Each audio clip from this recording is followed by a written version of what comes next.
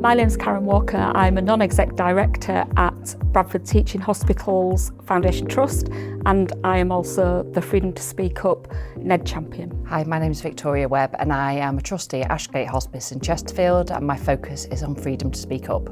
Nicholas Campbell-Watts, I'm the Freedom to Speak Up non-executive director at King's College Hospital Foundation Trust.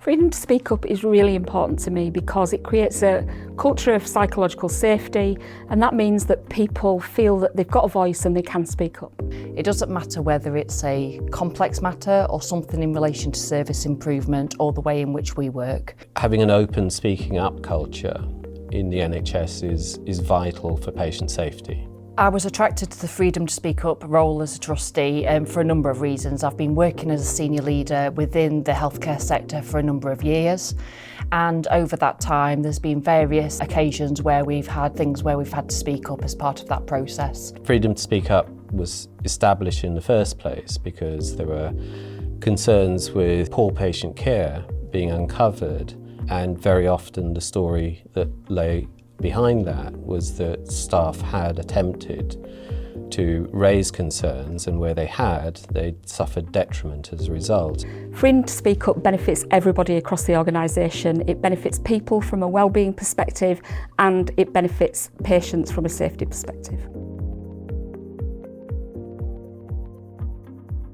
My role as the Freedom to Speak Up trustee within the hospice is to support the Guardians. We will look at putting together annual reports and also promoting the freedom to speak up throughout the organisation. Our Guardian, Sue, amazing lady. I've built a great relationship with Sue over the years. We talk regularly. She has my number, I have hers.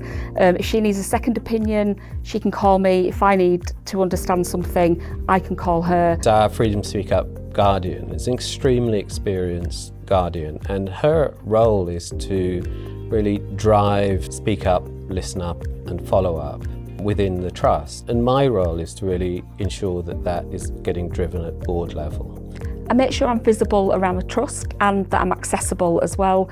People recognise that I will be supportive if they need to escalate anything. I've had a recent case that somebody felt that they'd suffered some detriment as a result of speaking up, and I met with the individual several times and we talked about the ways that that individual could be supported by Freedom to Speak Up. My role requires me to bring a degree of supportive, independent challenge for the Chief Executive, the Chair and the Board and the Exec team around whether we can, as a trust, do better in raising the profile and culture of speaking up. Speaking up is really important, but so is listening up and following up.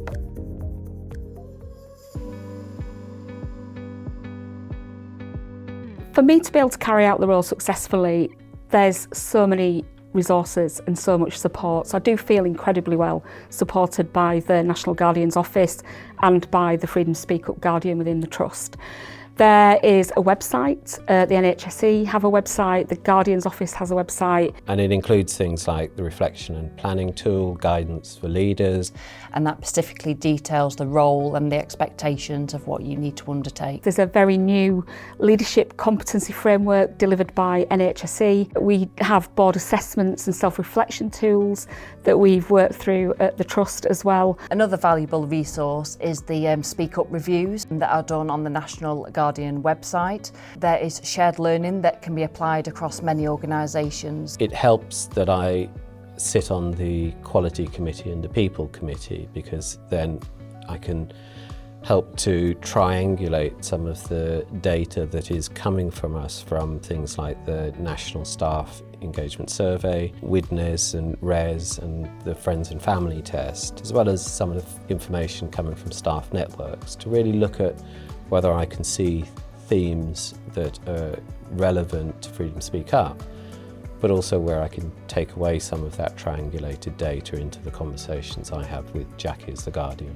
There's a monthly newsletter, there's a bulletin for Guardians, and lots of resources about historical cases, sharing best practice. The Speak Up, Listen Up and Follow Up training has been really useful within our organisation, and we've really embedded that throughout. Leadership is really important in freedom to speak up, so creating that right environment, and it's everybody's responsibility. Everybody on the board particularly, not just the non-exec director who's responsible for freedom to speak up.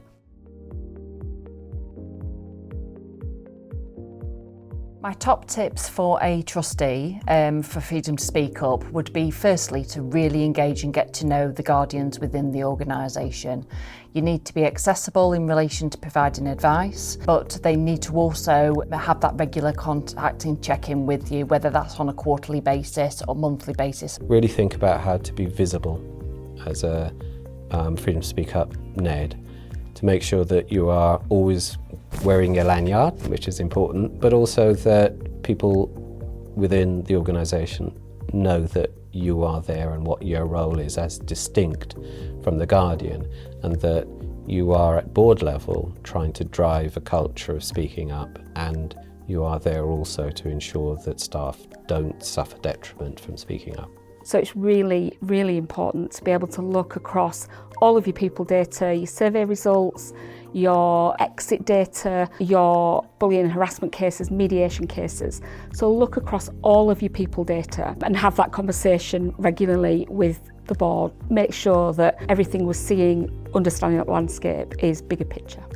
The other thing I would recommend is to reach out and connect with other non-execs who are carrying out that same freedom to speak up role, to be able to share some of the learning, to be able to exchange ideas, and to be able to kind of help build a network so that we can kind of provide support and advice to each other.